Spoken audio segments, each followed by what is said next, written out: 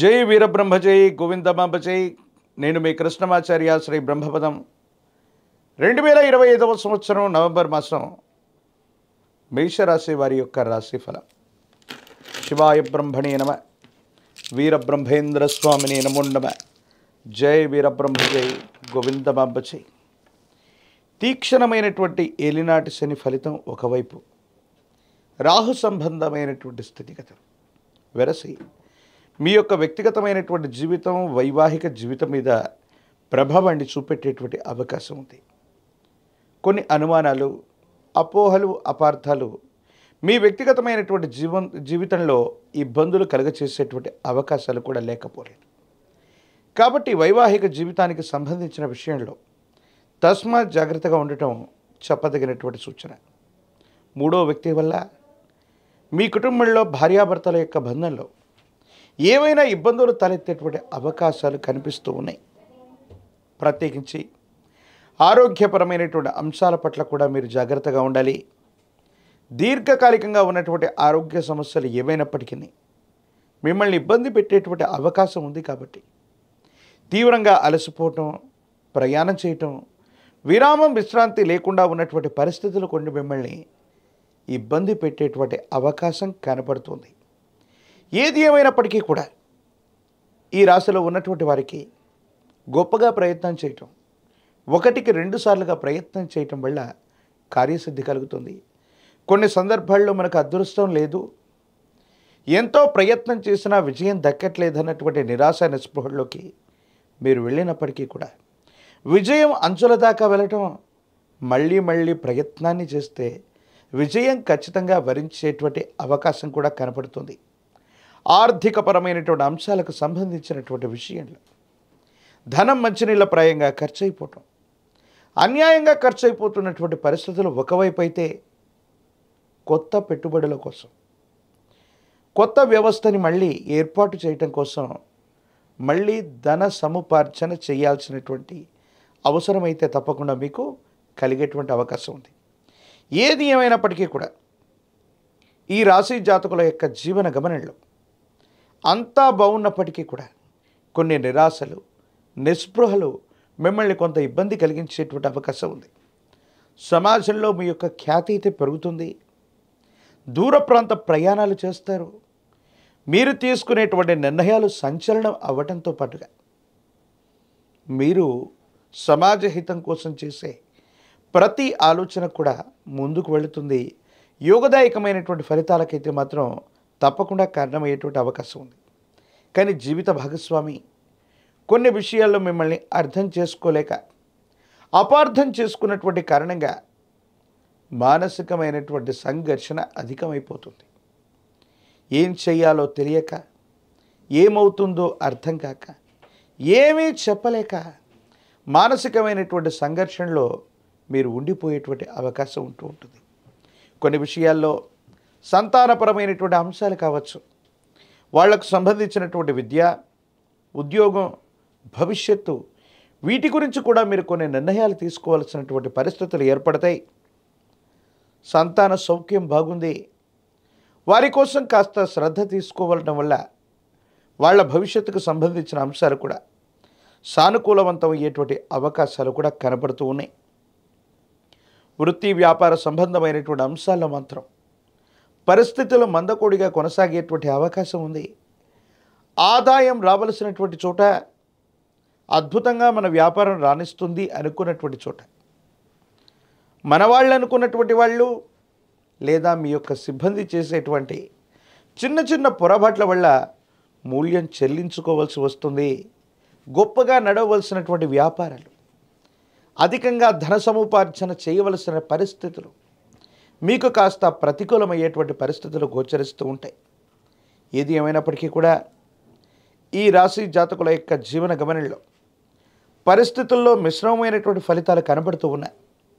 1కి 2 సార్లు మళ్ళీ ప్రయత్నాలు కొనసాగించటం వల్ల అన్నీ కూడా సానుకూలవంతమయ్యేటువంటి అవకాశం కూడా కనబడుతూ ఉంది. ఏది ఏమైనప్పటికీ కూడా మేషరాశి జాతకులు కాస్త క్లిష్టమైనటువంటి సందర్భంలో ఉన్నట్టుగా మనం భావన చేసినా, వ్యయస్థానంలో శని భగవానుడి యొక్క గోచారవశాత్తు ఉన్నటువంటి పరిస్థితుల దృష్ట్యా కొత్త వ్యవస్థలు, కొత్త వ్యాపారాలు, కొత్తగా ఏవైనా ప్రారంభించే ముందు ఒకటికి రెండు సార్లు మీరు నిర్ణయాన్ని పునరాలోచన చేసుకోవాలి. ప్రత్యేకించి మీకు సంబంధించినటువంటి పరిస్థితుల్లో వృత్తి ఉద్యోగంలో ఏదైనా మార్పు చేద్దాం, ఇప్పుడున్నటువంటి ఉద్యోగం ఒత్తిడితో కూడినటువంటి పరిస్థితుల్లో ఉంది, కొత్త ఉద్యోగాన్ని కొత్త వృత్తిని చేపడదామన్నటువంటి ఆలోచనలు కూడా మీ మనసులో వస్తూ ఉంటాయి. కాకపోతే ఈ ఉద్యోగాన్ని వదిలిపెట్టడమో కొత్త ప్రయత్నం చేయటం వల్ల ఏదైనా ఆలస్యమైతే మాత్రం మీరు మరింతగా ఇబ్బందులు కొని తెచ్చుకునే అవకాశం ఉంది. కాబట్టి మేషరాశి జాతకులు ఉద్యోగాన్ని మారుతూ ఉన్నటువంటి సందర్భంలో అవ్వచ్చు, కొత్త కొలువుని వెతుకుతున్నటువంటి తరుణంలో అవ్వచ్చు, అన్ని విషయాల్ని పునరాలోచన చేసుకుని ముందుకు వెళ్ళడం మంచిది. వివాహం కానటువంటి వారికి, ప్రేమ సంబంధమైనటువంటి అంశాల్లో ఉన్నటువంటి వారికి, వైవాహిక జీవితానికి సంబంధించినటువంటి విషయంలో కొన్ని మానసికమైనటువంటి ఒత్తిళ్లు ఉండేటువంటి అవకాశం ఉంది. మీరు అర్థం చేసుకుంటారని మాట్లాడినటువంటి మాటలు ఎదుటి వ్యక్తులు అపార్థం చేసుకునేటువంటి అవకాశం ఉంది. ఎవరినైతే మీరు విశేషంగా ప్రేమిస్తారో, ఎవరి మీదైతే మీరు ఎక్కువగా ఆరాధపడతారో, ఎవరి మీదనైతే మీరు ఎక్కువగా నమ్మకాన్ని ఉంచుకొని ఉంటారో, ఆ వ్యక్తులు మిమ్మల్ని మీ కన్నిటికి కారణమయ్యేటువంటి కొన్ని పనుల్ని, మీకు బాధ కలిగించేటువంటి సంఘటనల్ని వారే చేసేటువంటి తత్వం మీ మనసుని గాయపరుస్తుంది.